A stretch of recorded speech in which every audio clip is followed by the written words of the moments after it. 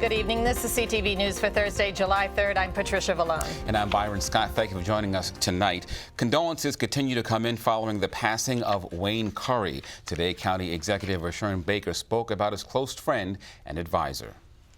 A man of courage, a man of strength, a man with a vision, a man with a big heart. Usually upbeat, County Executive Rushern Baker was subdued and measured today as he spoke from a prepared statement about the loss of his close friend Wayne Curry, who died early yesterday morning at the age of 63. He had lung cancer. As many of you know, Wayne was my mentor.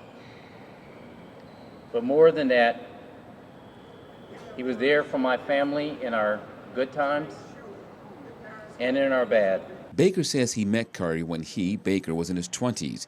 He recalls advice his mentor gave him 14 years ago about his political career. When I ran for county executive in 2002, he said, "That's not part of the plan I have for you.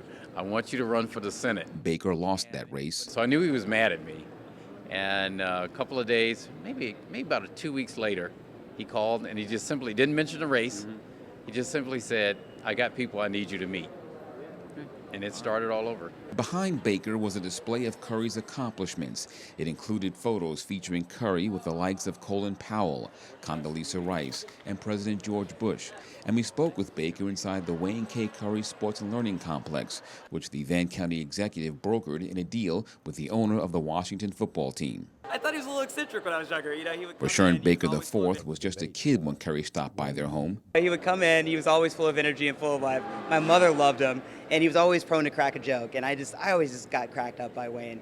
As I got older, I realized that was a part of his way of disarming people before he told you what he really wanted, and it was always in the best interest of the county. Words like iconic, remarkable, visionary, pioneer, and smart have been repeated often since his passing.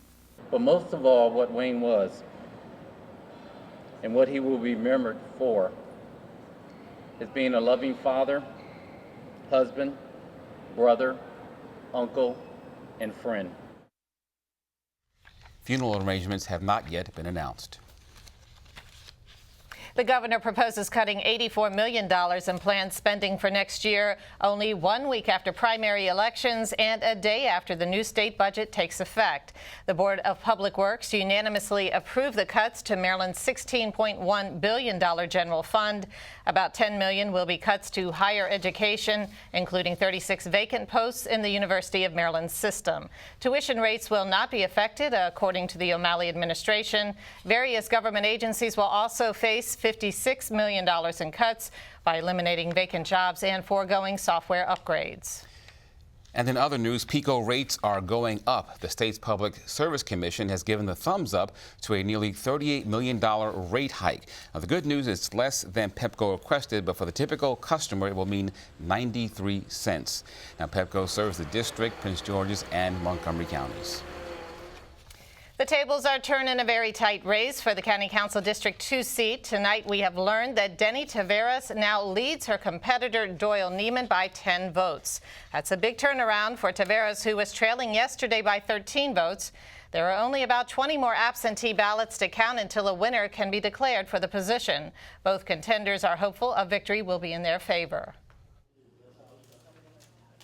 I'm feeling really good because I know we have several absentee and several provisional ballots that are going on our favor. So we're feeling very good about this whole process, and I'm excited. It's just sort of the culmination of a lot of years and years and years of work, and it's an opportunity to bring all the experience I have back to the county and really start doing things. So I'm hopeful and optimistic.